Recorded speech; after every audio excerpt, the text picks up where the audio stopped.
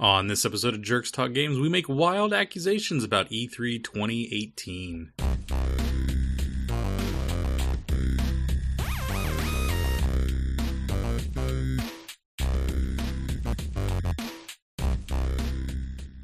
Welcome to Jerks Talk Games, a podcast where two programmers talk about the games that they love. My name is Chris Tankersley, and with me, as always, is my wonderful co-host, Gary Hawken.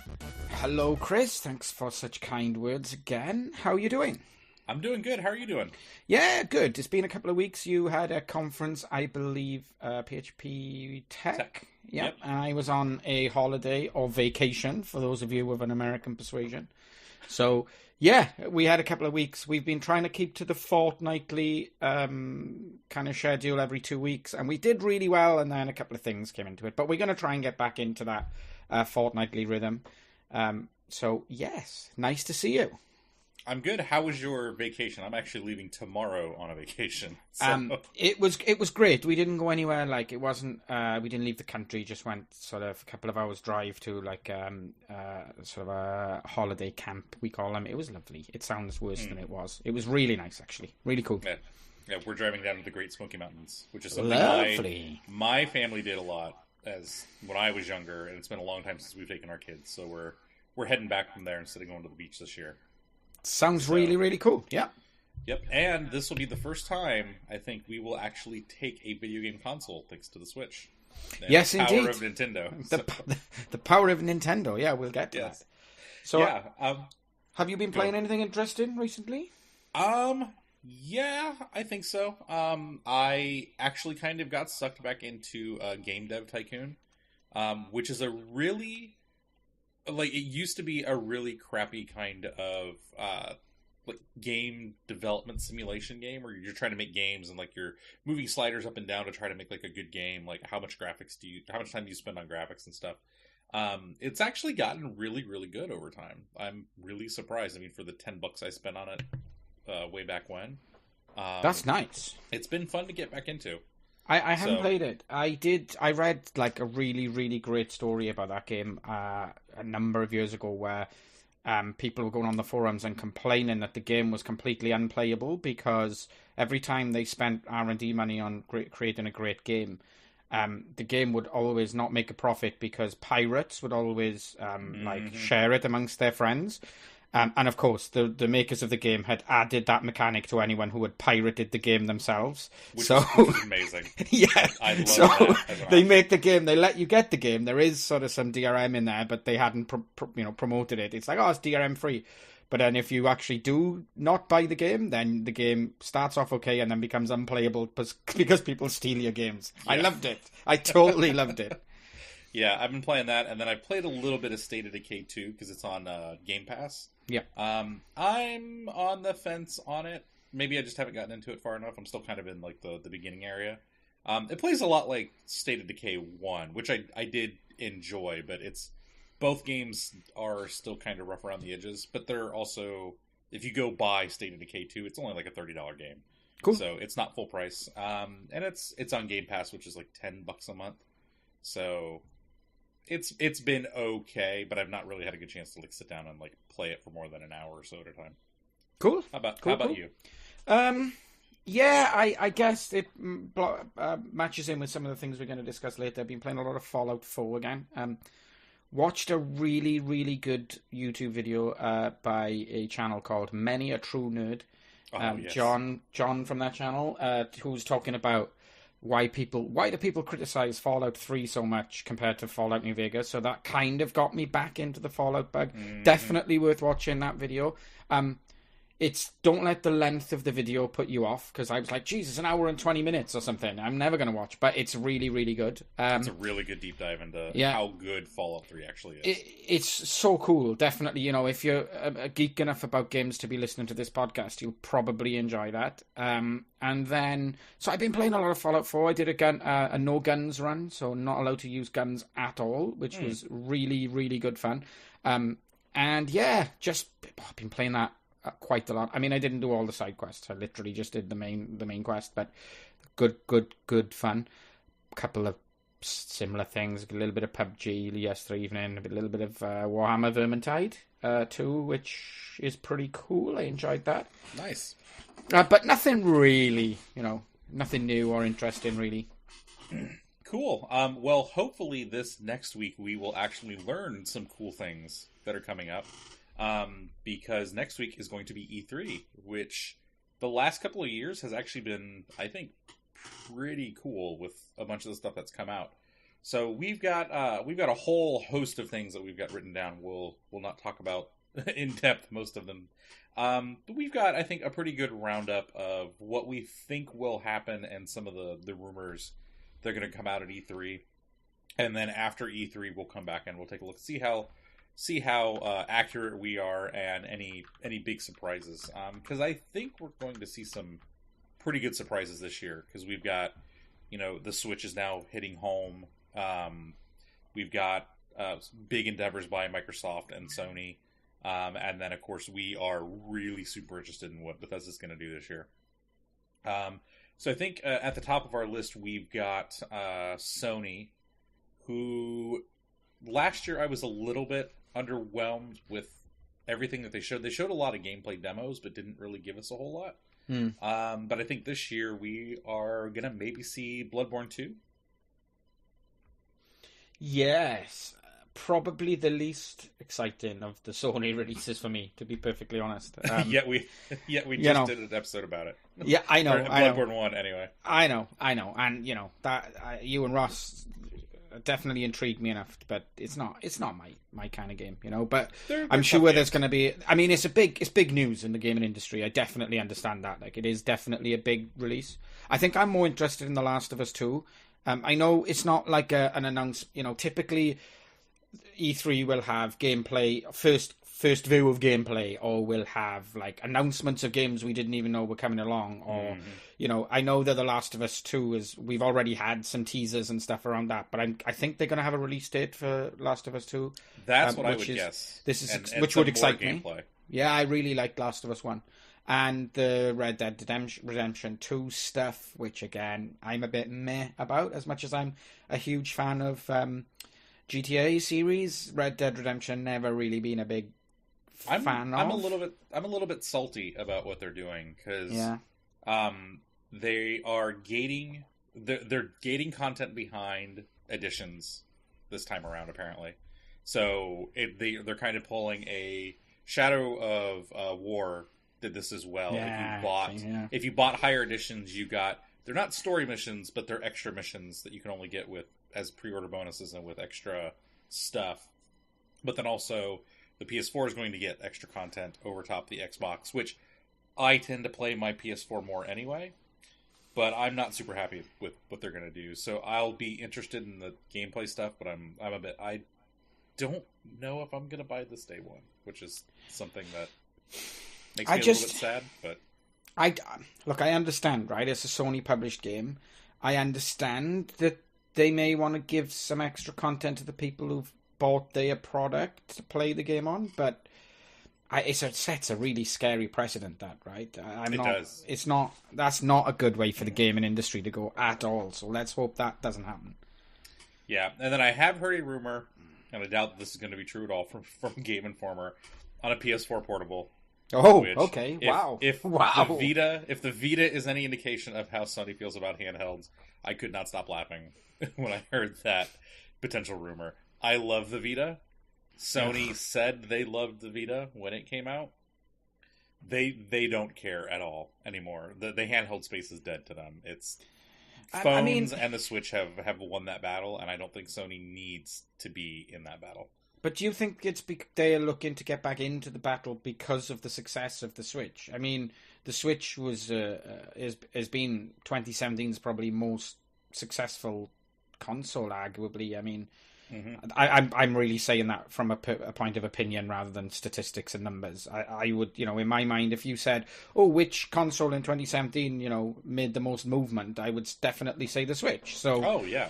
It may be that they are interested in getting in that space. It may be, Nintendo have proven they can make a lot of money from portable gaming, which I feel like before the Switch, really, it was just mobile. There was no real... I know the Vita existed, but nothing really. You know, there was no portable Yeah, gaming. well, the problem such. with Sony's portable entire thing, you know, the PSP is actually a really awesome handheld. It still hands up really well today. And there's a huge homebrew scene on it outside of downloading the actual games and stuff. Like there's a lot of stuff that goes on with it, and it's still an awesome little handheld with pretty decent battery life. The Vita was an amazing handheld thing, but it suffered from the Game Gear problem of it didn't have a huge battery life for what we're used to today. It wasn't 3 hours like the Game Gear, but you know, it chewed through battery relatively quickly compared to my phone or especially a 3DS. Sony would have to put a bunch of stuff behind it, and I think they'd rather spend their time on the PS4 Pro and getting stuff on there than deal with another segment, which is dominated still by the 3DS, which is now dominated by the Switch, by mobile.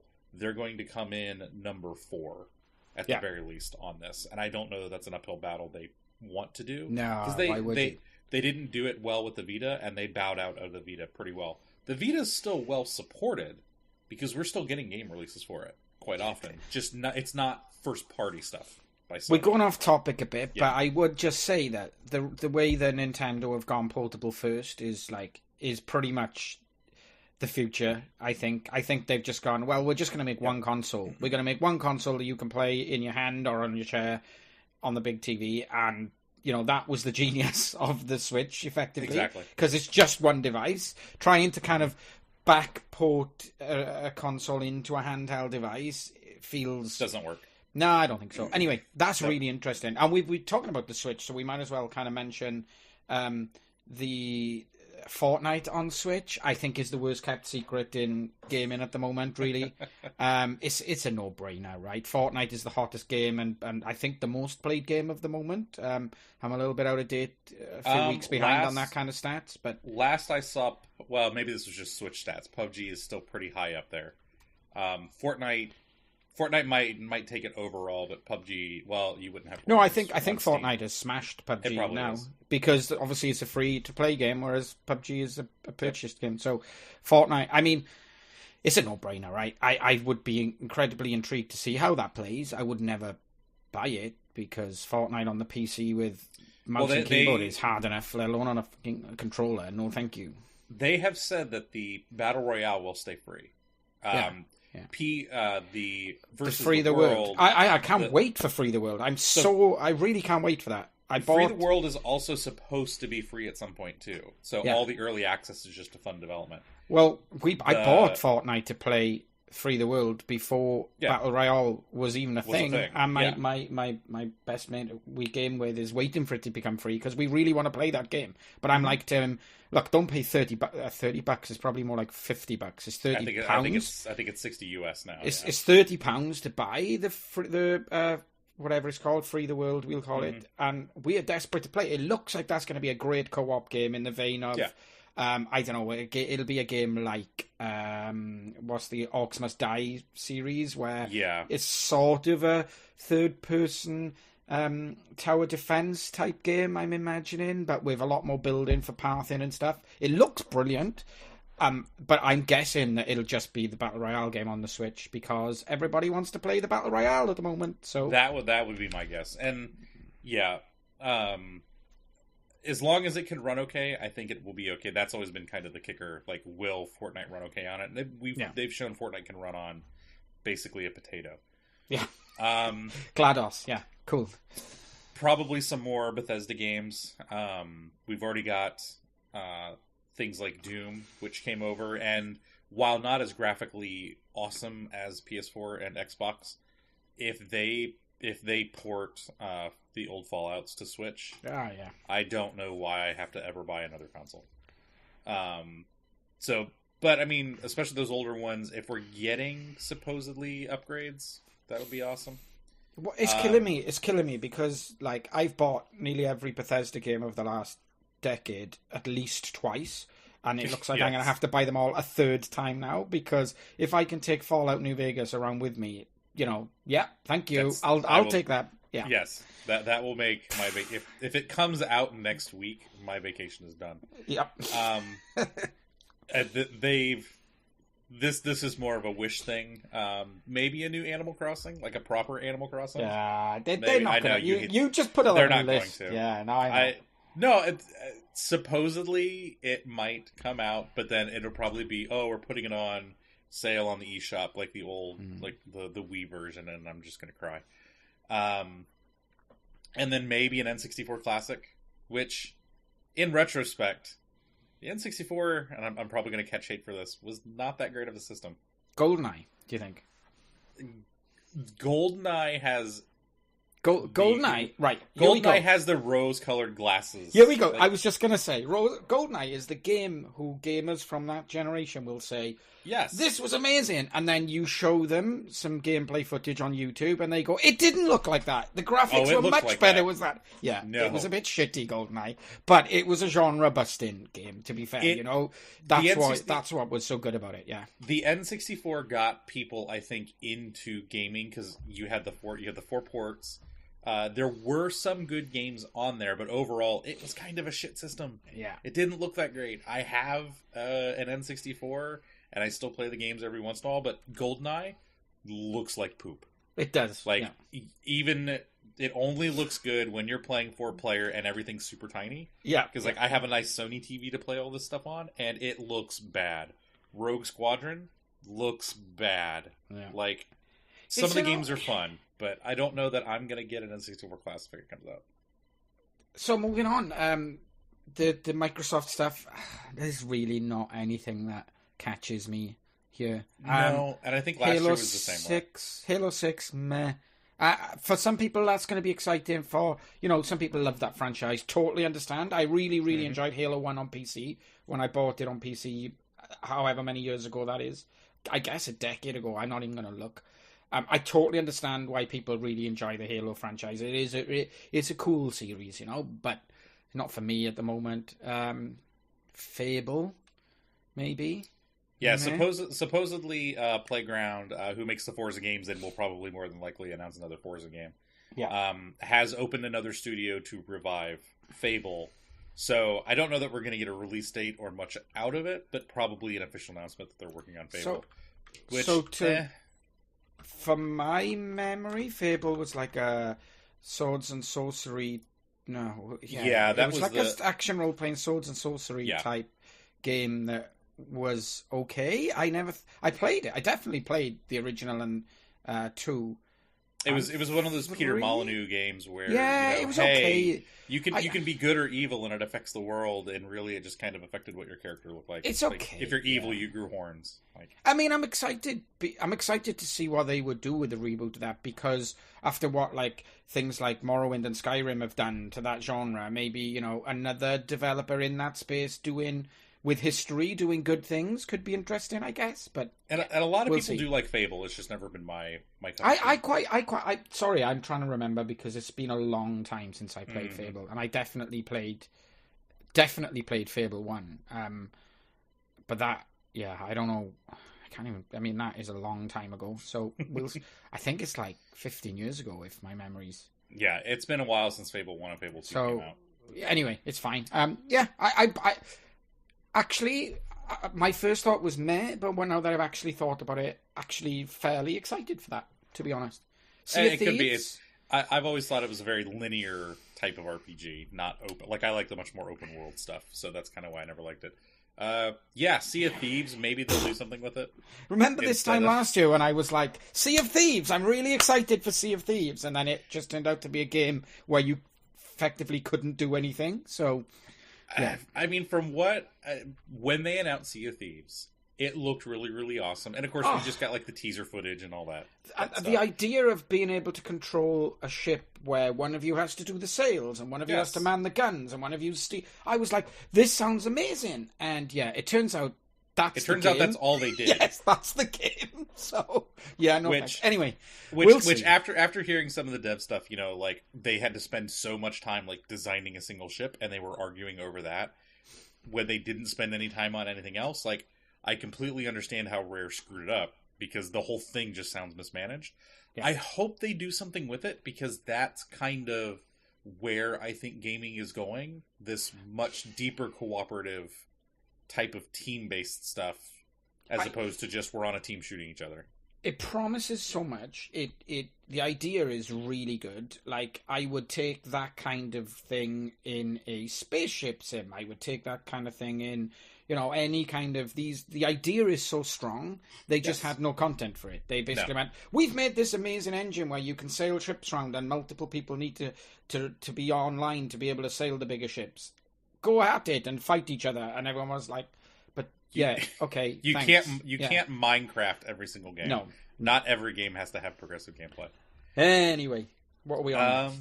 Let's see. The next one I'm probably excited about is Cyberpunk 2077 by CD Projekt Red.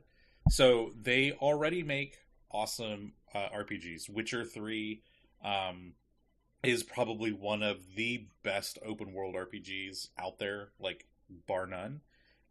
They're doing what amounts to a Shadowrun game.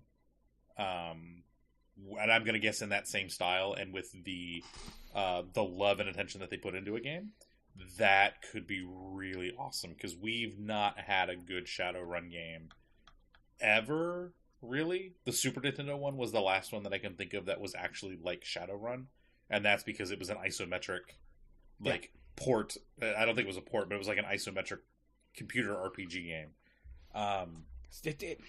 It's intriguing. I didn't get on with Witcher 3. I didn't like the combat system at all. It takes some getting used to, but personal thing. It's a game I probably should go back to because I still own on the PS4, so I should probably give that another go. I'd be excited. I'm not as excited as you. It's not a studio or a franchise I'm massively excited about. But yeah, that is definitely interesting. Go watch the No Clip documentary on CD Projekt Red. We'll get on to No Clip. They've been doing some great work recently. Yes. So yeah, we'll come on to that. Square Enix, I know that you've put down a couple of games. There's nothing that really. I only care about Final Fantasy VII. You're just hoping. It is at this point. It's my Animal Crossing. Yeah. Okay, that's fine. The Ubisoft stuff. Now, there's a couple of things in here that are interesting for me. Particularly, I haven't played a lot of the Assassin's Creeds, but the ones I do play, I always wait for them to come down in price and then end up not forgetting to buy them. So the piratey one, which could be Black Flag, I really enjoyed, and I played that the whole way through. Thoroughly enjoyed that, and that's where I was, going back. That's where I was thinking Sea of Thieves would be the interesting boat combat in Assassin's Creed game, but multiplayer. Let's not go there. So yeah, I'm always excited. I quite like the Assassin's Creed. They don't try and do anything. They use a winning formula for me for games that I enjoy. And the Skull and Bones stuff looks good.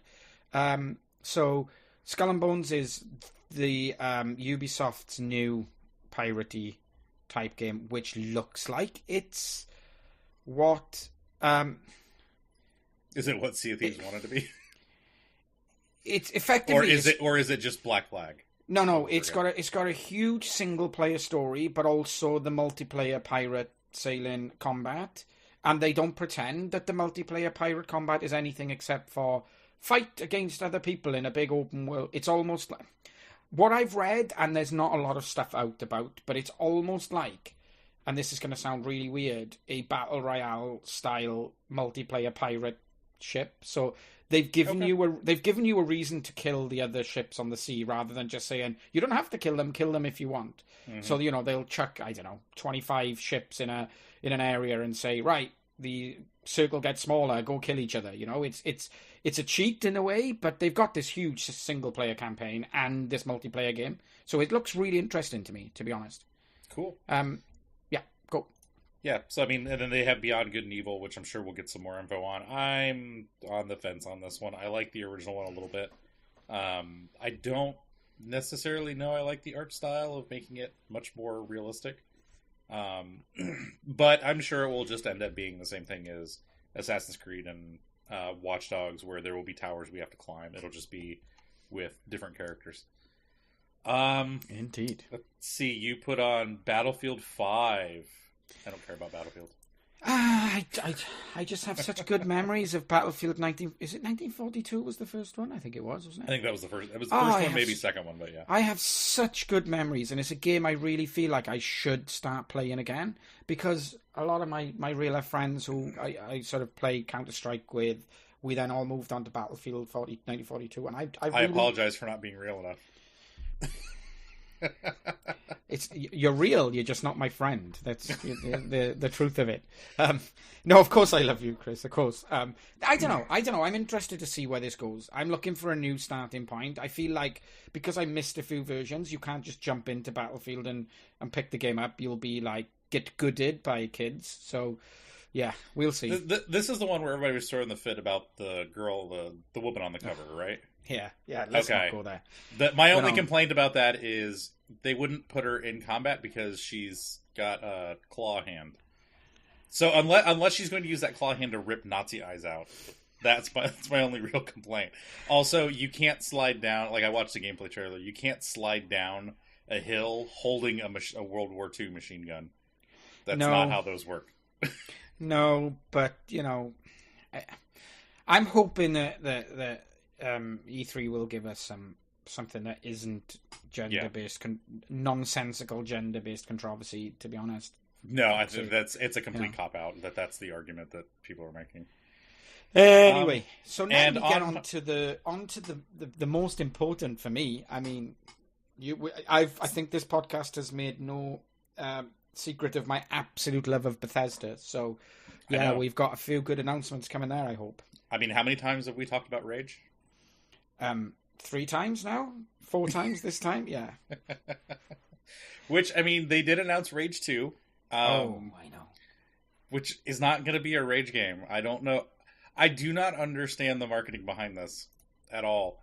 Rage was not a well-received game. No. And Rage 2 didn't start out as a Rage game, so why attach the Rage name to it?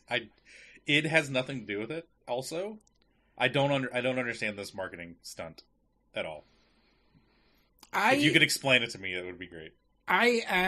So the first thing is, as I've said before, I really enjoyed Rage, and it wasn't well received because people were expecting it to be Doom pace in a Mad Max world, right? It got a little Daikatana too. And like, people were worried it was going to be that. You can't have Doom pace in any other game apart from Doom, for me. No. Like, Doom pace is for Doom. Other games need to be paced differently, and that was the big deal, was there were slow parts of Rage. But because I didn't want it to be Doom in another setting, arguably Fallout is Skyrim, is Elder Scrolls in post-apocalyptic, or Elder Scrolls is Fallout in fantasy, right? They're very similar game mechanics. Yep. That's not what I wanted from Rage, so I wasn't disappointed. But I think that Rage 2 might be a slyly great game of 2019. No, it looks like it's going to be a ton of fun. Like, you've got a little bit of the Battle Royale stuff. I'm sure that there will be a single-player element of it, but it's very, the trailers make it look very visceral, run and gun, run people over with cars, have squads of people. I think it will be a lot of fun. I just don't understand why they attached Rage to it. Because that IP is so oh no, you're right. Yeah, you're absolutely exactly. Right. Exactly. Totally correct. That's the hot property Bethesda really needs to sell. I think they overpaid for the Rage name and they need to do something with it. So what are you? So I mean, we'll go to the big announcement at the end. But I noticed in our notes you've put Doom 2. Is that like pray and hope, or is that a rumor you've heard? So that is a rumor I have heard. God, please make it be true. Doom came out in 2016, so we're a couple years out. And we would be. I think that it would behoove them to announce a Doom 2. Doom 2 is not going to drastically change the first-person genre. It doesn't have to. It just needs to be fun and quick and look awesome. And I think that's a cheap thing they can throw out and say like, look, Doom 2. They probably wouldn't need to make much different, tweaks to the engine of Doom. Even. No. They probably would like literally change maybe the maybe rebuild the tech tree or whatever the hell you want to call the leveling system, and maybe tweak some of the weapons and new levels, and away you go. I think you're right. That would make a lot of sense. And of course, announcement just take advantage of the PS4 Pro and the Xbox One. And an E3 announcement still you can still be 2 to 3 years out from release, right? You only need to have like an announcement trailer and away you go. So I would be delighted if we saw that. The Elder Scrolls, I don't expect. I'm sure that I don't. As far as I know, they're not working on a single player. I could be wrong on that. So I wouldn't be surprised if they announce something for online, like some big grandiose plan. Because I think they just announced Somerset Isle, or maybe that was the one that just came out. But they are supposedly working on a space RPG called Starfield. Oh, nice! Which would be pretty awesome. Oh, please make that be true as well. I want that to be true.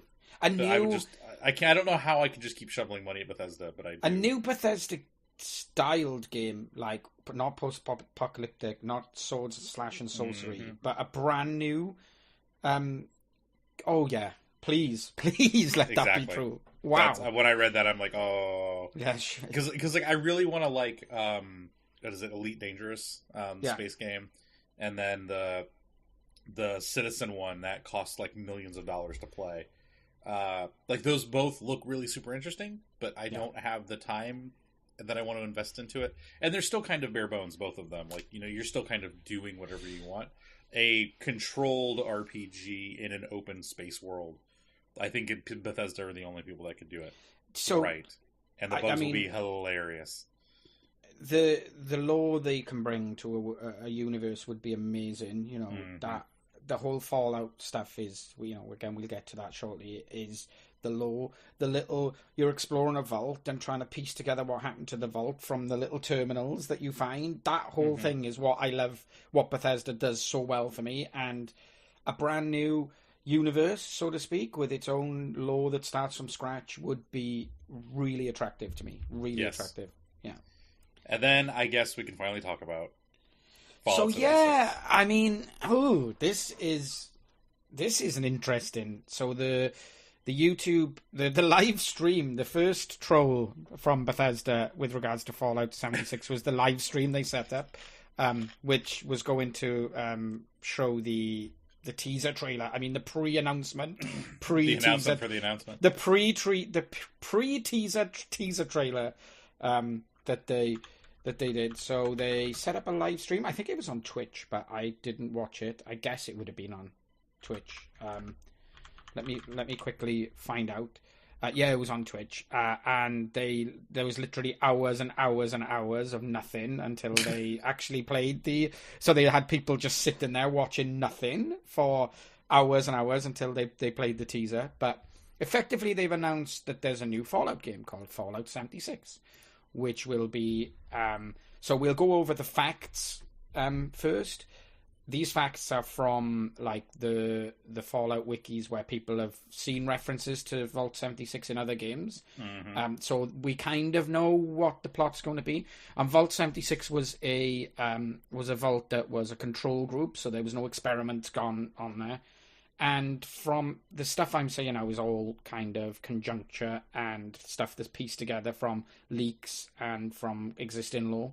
But it seems like it's going to be set 200 years after the wars ended, so massively before even Fallout 3. So it's before the world has even rebuilt itself. Is in the history of the kind of lore of the game. Yeah, which is really interesting in itself. Yeah, because the way the teaser makes it look like they waited the normal amount of time, and then, which I think it's actually only 20 years. It might 20 years. Sorry, my bad. They got they did the celebration. We're leaving, and the teaser takes you through an empty, it's like Happy vault. Reclamation Day. Yeah, yes, everybody has we're left. Going out into the world. Yeah. So it's if you get to see kind of everything start from scratch. Like, I'm gonna guess there's a lot of ghouls. It's a good thing they made the ghouls really nice in Fallout 4.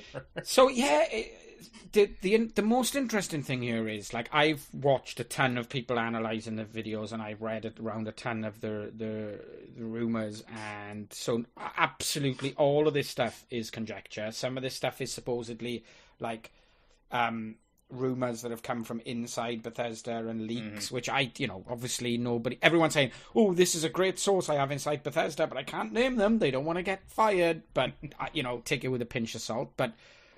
And each person has read these little rumors differently, but I feel like it's going to be, okay, I think it's taken as fact that it's going to be an online only game. No. And sorry, I don't mean it's going to be a multiplayer only game. I mean, in the same way as like Diablo, you need to be online even if you're playing single player.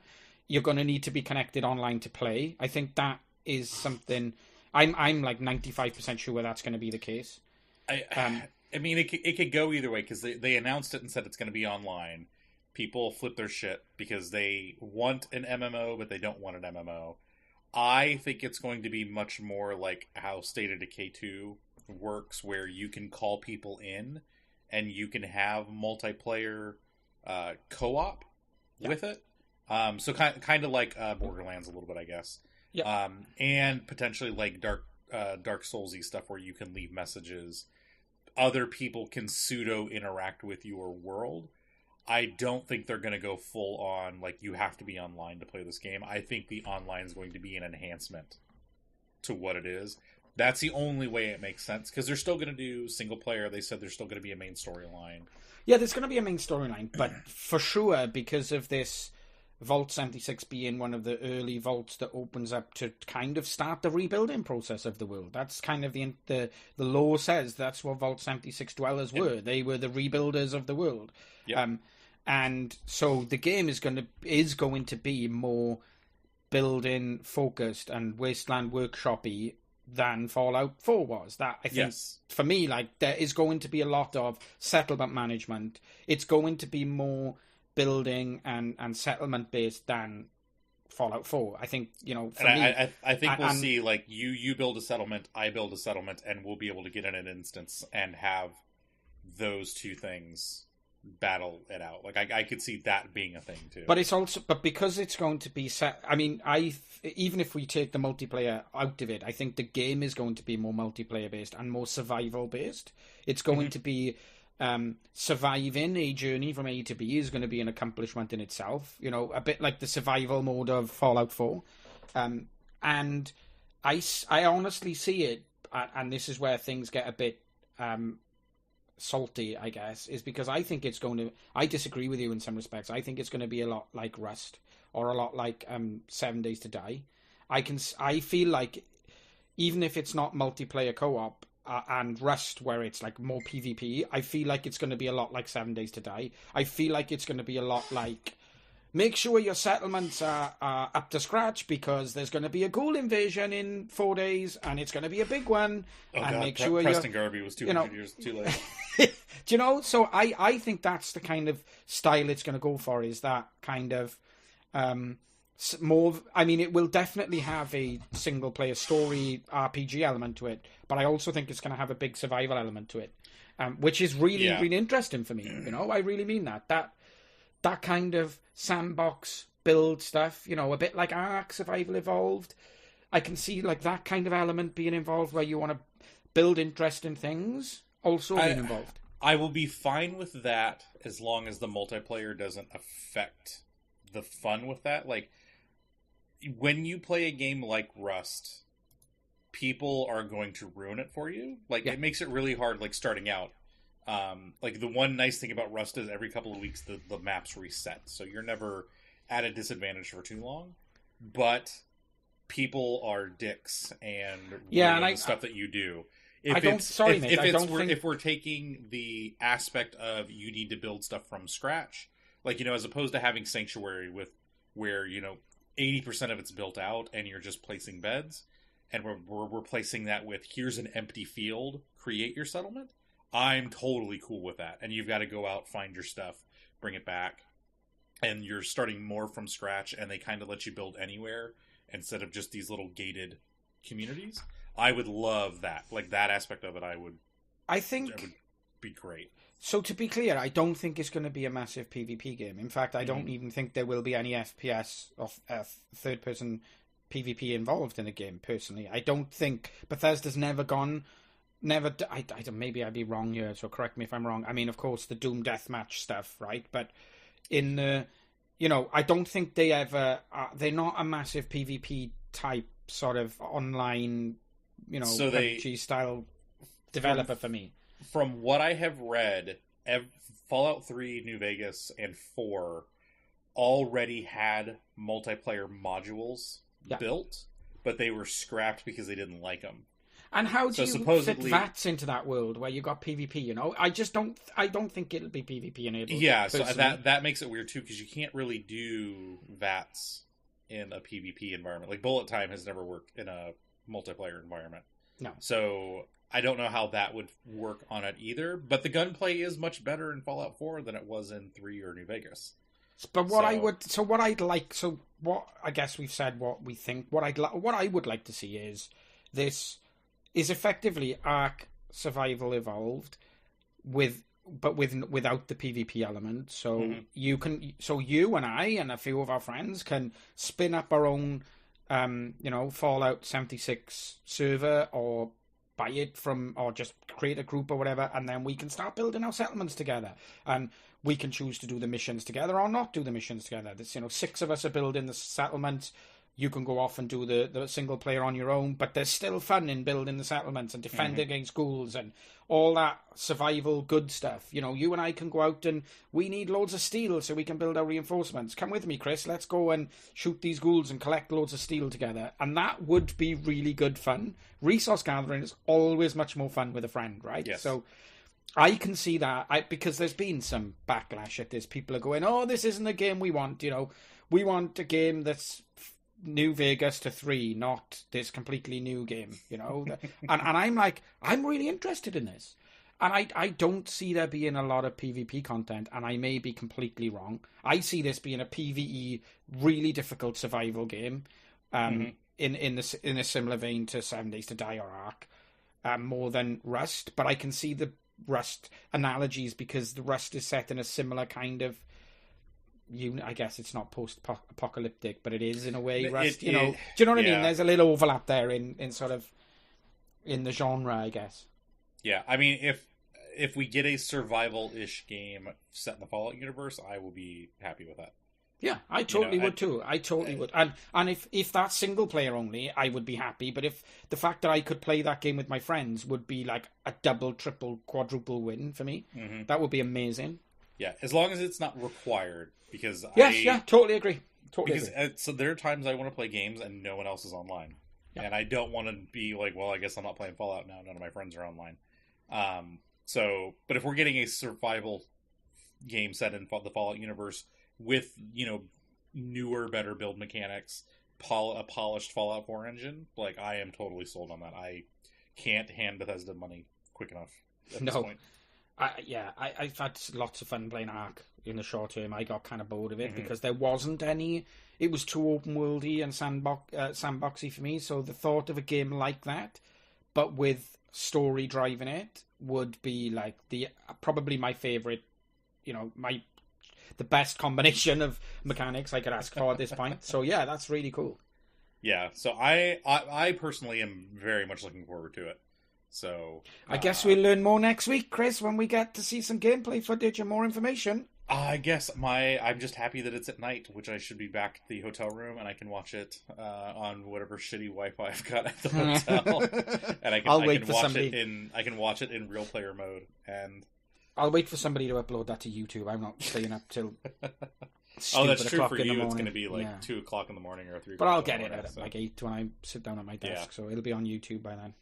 Cool. So, yeah, I think that's the big thing I'm looking forward this year is Fallout 76, definitely.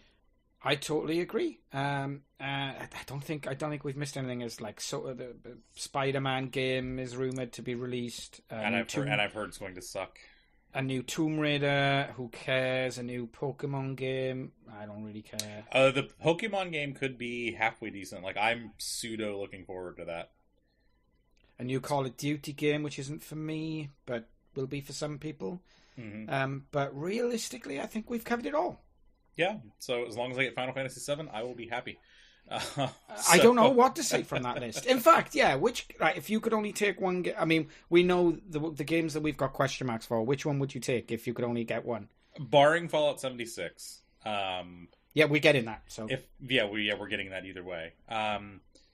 Out of the list of things that may happen, Final Fantasy VII, just because that's my favorite Final Fantasy game, and to have that remade in high definition, like modern graphic glory, would just make me super duper happy. Don't forget she dies. Doom 2 for me, 100%. Doom 2 would be 2 thumbs up. Cool. Okay. Well, I guess now that you've made me sad again with Aerith's death, thank you, Gary, for taking time out of your afternoon and my morning to come talk with me about games that may or may not be real. Thank you, Chris, for taking times out of your morning to come and speak to me. I had to get up. The dogs got up late today. Thank you, everybody listening. You can always find us online on Twitter. The podcast itself is at Jerks Talk Games. You can find me as at DragonManTank just about anywhere. And you can find Gary on Twitter as at GEHH. As always, GEEH. Come on, man. What did I say? GEEHH or something. Who knows? Whatever. No one's going to follow you on Twitter anyway, Gary. You can find this as well as all of the show notes on jerkstalkgames.com, as well as a link to our Slack channel if you want to come and chat with us in pseudo real time instead of waiting for these episodes to come out. And you can find us anywhere on any of your podcast things if you're watching this on YouTube. And as always, let your friends know, help share, like, subscribe, all that fun stuff to your favorite pod thingy to help us, get out there and more people find us. So with that, thank you, Gary. It's been good to talk to you, and we will talk again in 2 weeks after I've had a nice relaxing vacation in the mountains. And with that, don't forget to save your game.